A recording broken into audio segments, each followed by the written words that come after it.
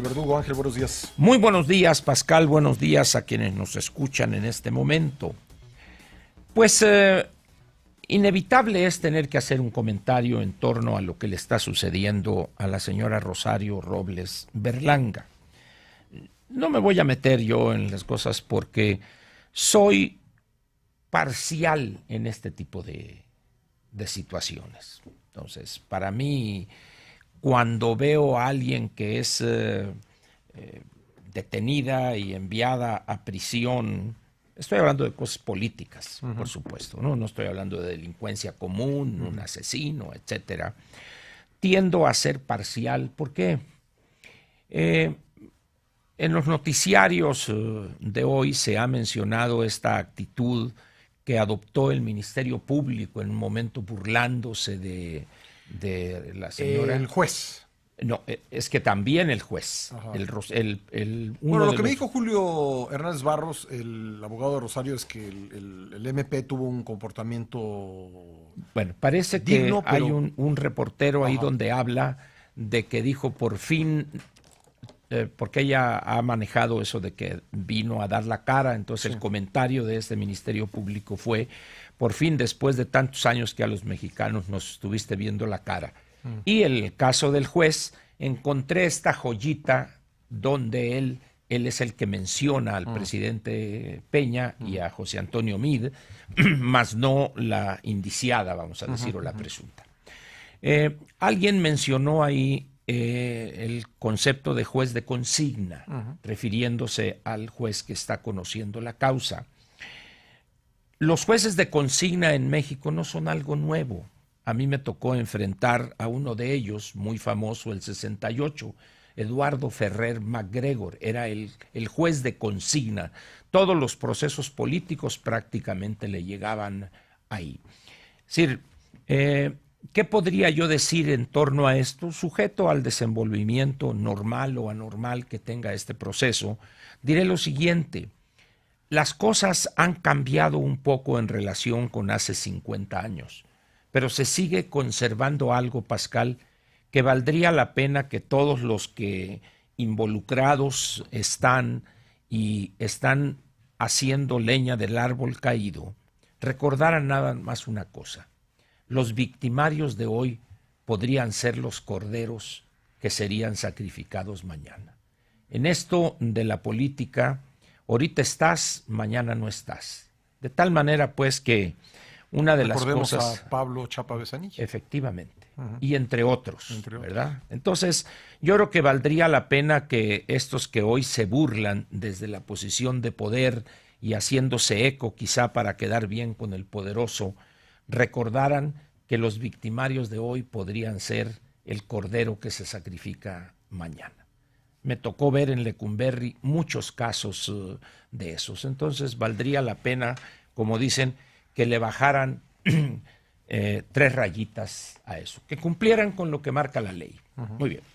Vayamos ahora al tema que me parece de la mayor relevancia, Pascal, esto que pasó en Argentina ayer. Aclaremos primero qué significa en Argentina las elecciones primarias. El objetivo de estas es definir candidaturas de los partidos interesados en participar en el siguiente proceso electoral, para poder definir a alguien o que sea aceptado como candidato, debe obtener el 1.5% mínimo de los votos emitidos.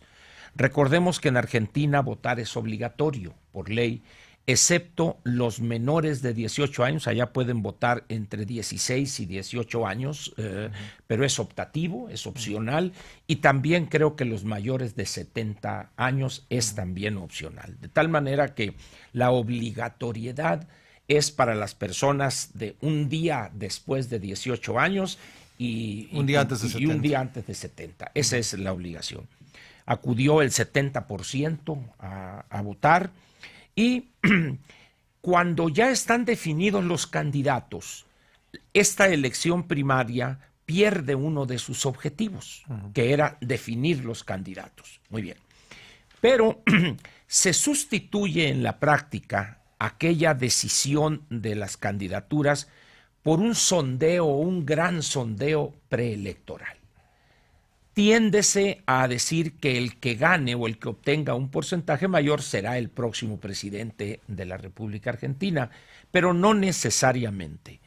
En la elección anterior, el actual presidente, el señor Macri, fue derrotado por 8% y sin embargo ganó la elección presidencial y por eso, en razón de esa virtud, es hoy el presidente. De tal manera, pues, que no habría que extraer una conclusión directa de decir ya va a ser derrotado. A lo que voy es a lo siguiente, Pascal, con ese contexto. Primero me sorprende que algunos personajes de Morena hayan festinado lo que pasó en Argentina ayer. O sea, buenas noticias. ¿La elección o el que haya ganado en primer, o sea, haya ganado el peronismo. El peronismo, pero sí, no la fórmula peronista. La fórmula peronista y específicamente que la Alberto viuda Fernández. la señora Kirchner, la señora Fernández, viuda de Kirchner, esté en esa boleta y que será, como tú lo acotaste muy bien hace unos minutos cuando diste la nota, ella será realmente el poder tras el trono. Esa es la realidad de la política argentina en este momento.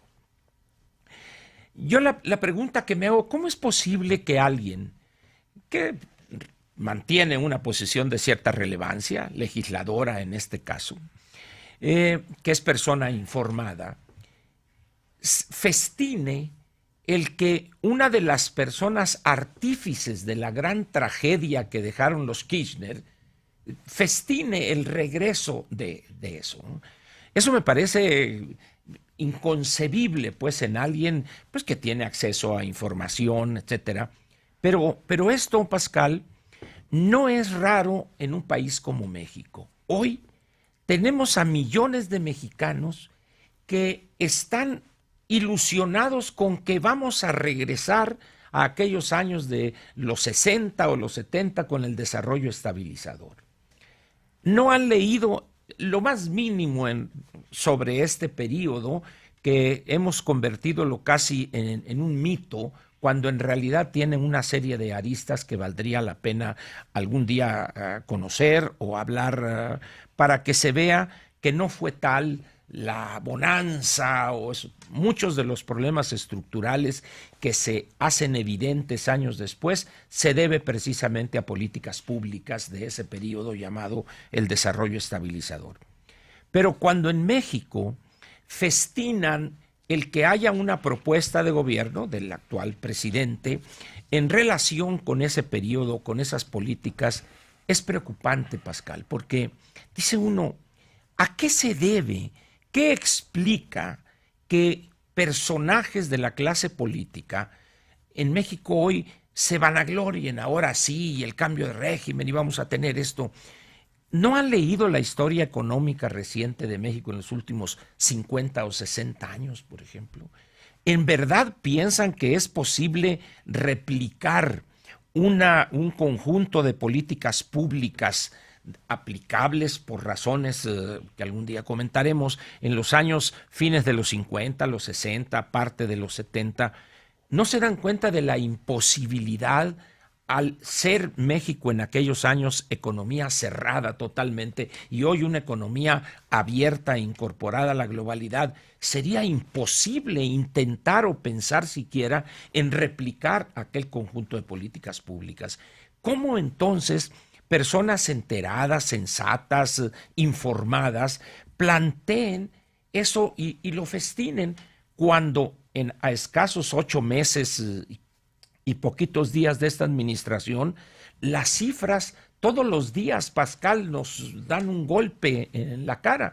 El último dato del empleo formal, por ejemplo, que ayer salió, y así la inversión bruta fija. Incluso Manuel Somoza hizo aquí un recuento de 2 o 3, 4 indicadores con una precisión quirúrgica, de tal manera que no solo festinar que el presidente actual plantee un regreso al antepasado, sino que festinemos algunos aquí en México, no es mi caso, por supuesto, lo que podría pasar en Argentina, porque es evidente que la señora Fernández de Kirchner llegaría con la espada desenvainada para cobrarse no pocas facturas de agravios reales o inventados.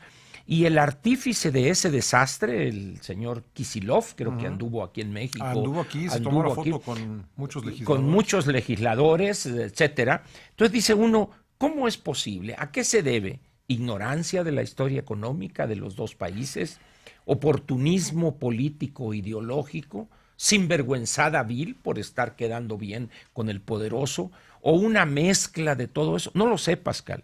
Lo que sí creo es que hay un peligro, hay una perversidad en creer o en pensar, o más bien creer, porque es casi un acto de fe, que es posible replicar el pasado. Argentina está en una situación, pero muy, muy complicada, y los intentos que hizo el presidente Macri no fueron exitosos, errores que cometió como comete todo el mundo, lo estamos viendo aquí en México, pero de eso a festinar que regrese la artífice, porque además creo yo que fue más dañina ella misma que su señor esposo en aquellos años.